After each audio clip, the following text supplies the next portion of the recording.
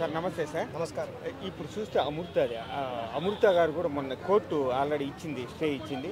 ఒకరు గురి శిక్ష ఇచ్చింది, మిగతా వాళ్ళకు జీవిత కారాగార శిక్ష. అవునండి. దీనివల్ల ఏమంటారు మామూలుగా? దీన్ని తీవ్రంగా ఖండిస్తున్నామండి. ఇప్పటివరకు కూడా చాలా దళిత సంఘాలు దీని గురించి మాట్లాడారు. ఇప్పటివరకు అగ్రకులాల వాళ్ళు ఎవరు నోరు తెరవకపోవడం చాలా దురదృష్టకరమైన విషయం. ఇప్పుడు మేము అగ్రకులాల తరపున మేము మాట్లాడుతున్నాము. అగ్రకులాలు అంటే బ్రాహ్మణ, క్షత్రియ, వైశ్య, శూద్ర అందరూ అగ్రకులాలే. దీని తరపున మేము మాట్లాడడం జరుగుతున్నది. ఇక్కడ ఏమవుతున్నదంటే అగ్రకులాల వాళ్ళని ట్రాప్ చేస్తున్నారు. ఈమె విషయంలో జరిగింది కూడా అదే. అన్ని కులాలు మన రాజ్యాంగం ప్రకారం ప్రతి కులానికి కూడా తగినటువంటి గౌరవం ఉంది. అలాగే మేము కూడా అన్ని కులాలను కూడా గౌరవిస్తాం. కానీ కూడా ఈ మధ్యన కూడా ఈ అగ్రకులాల స్థాయిలు ఎదుర్కోవాలని చెప్పేసి కొంతమంది కూడా ఈ లవ్ జిహాద్ ఎలా ఉందో ఈ క్యాస్ట్ జిహాద్ అనేది ఒక కొత్తగా వచ్చింది. లవ్ జిహాద్ అంటే అందరికీ తెలిసే ఉంటుంది. ఈ యొక్క ముస్లిమ్స్ వాళ్ళు హిందూ అమ్మాయిల్ని ట్రాప్ చేయటం, వివాహం చేసుకోవటం, తర్వాత వాళ్ళని వదిలేసేయటం, ఈ విధంగా కూడా కన్వర్ట్ చేయడం, ఈ విధంగా కూడా చేస్తున్నారు. ఇది అందరికీ తెలుసు. అలానే ఈ క్యాస్ట్ జిహాద్ అనేది కూడా కొత్తగా వచ్చింది. ఇది చాలామందిని రీసెర్చ్ చేసిన మీద చెప్పడం జరుగుతున్నది. ఇక్కడ ఏమవుతుందంటే కొన్ని కులాల వాళ్ళు, కొన్ని అగ్ర కులాలకు చెందినటువంటి బాగా డబ్బున్నటువంటి వాళ్ళని కూడా వీళ్ళు ట్రాప్ చేస్తారు. ట్రాప్ చేసి లవ్ పేద వాళ్ళు వెంబడబట్టడం, వాళ్ళని వివాహం చేయడం కూడా జరుగుతుంది.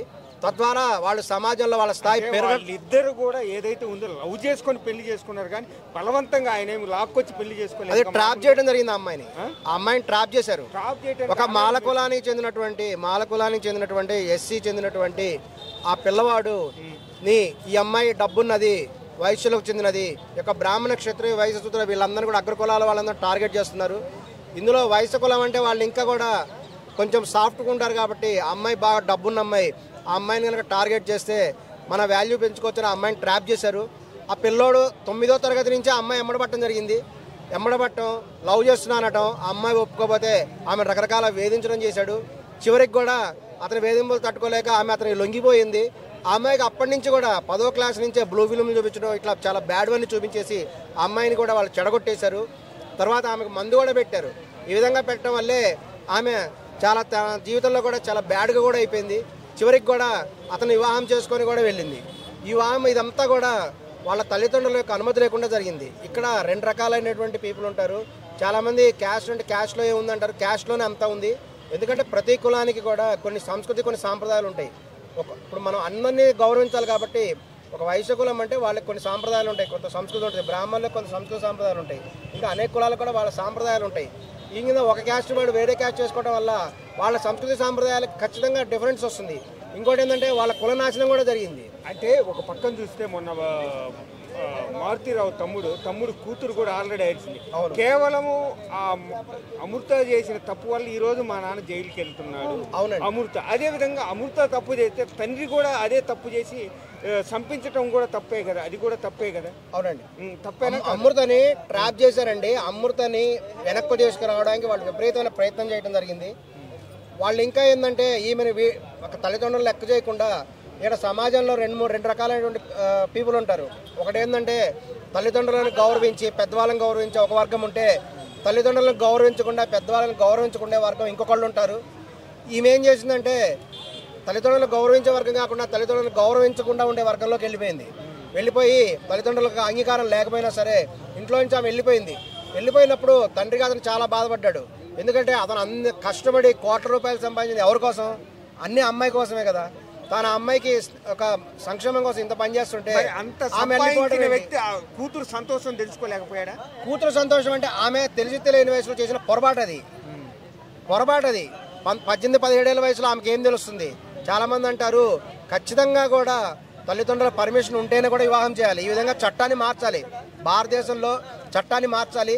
ఎందుకంటే తల్లిదండ్రుల యొక్క ఆస్తిలో వీళ్ళకి ఎట్లయినా వాటా ఉంటుంది కదా. తల్లిదండ్రుల ఆస్తిలో వాటా ఉన్నప్పుడు తల్లిదండ్రుల అభిప్రాయాన్ని గౌరవించిన వాళ్ళకి అసలు ఆస్తి ఎందుకు ఇవ్వాలి? సో అది వాళ్ళు సిగ్గుపడాలి.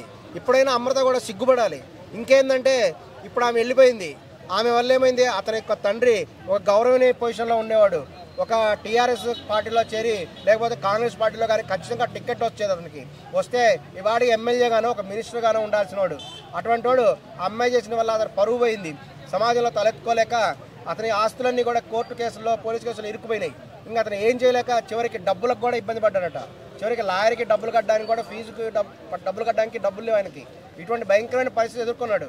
అతని ఆస్తులన్నీ కూడా స్థిరాస్తుల రూపంలో ఉన్నాయి, ప్రాపర్టీస్ రూపంలో ఉన్నప్పుడు అతను ఇక వాటిని లిక్విడిటీ చేసుకోలేక, ఎందుకంటే ఎవరు కొనడానికి రాలేదు, చాలా ఆర్థికంగా ఇబ్బంది పడ్డాడు. ఇబ్బంది పడి ఈ విధంగా ఆ అమ్మాయి కూడా అంటారు కొంతమంది, పూర్వకాలంలో కడుపులో ఉన్నది అమ్మాయిని తెలిస్తే అబార్షన్ చేయించేవాళ్ళు అంటారు. ఎందుకంటే ఈ అమృత లాంటి వాళ్ళు పుడతారే అని భయం.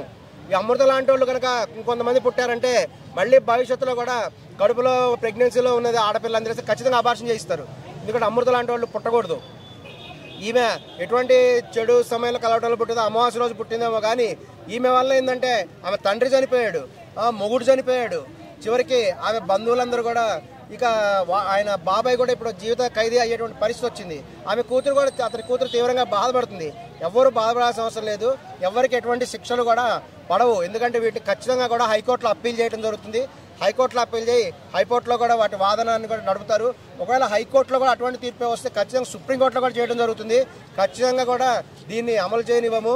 ఇది కేవలం ఒక SC/ST కోర్టు మాత్రమే ఇచ్చింది కాబట్టి అదే ఫైనల్ తీర్పు కాదు. ఈ విషయం గమనించాలి. ఖచ్చితంగా కూడా దీని త్వరలోనే కూడా హైకోర్టులో అప్పీల్ చేస్తాము. అమ్మాయికి వాళ్ళకి ఎటువంటి శిక్ష పడకుండా కూడా చేయడం జరుగుతుంది.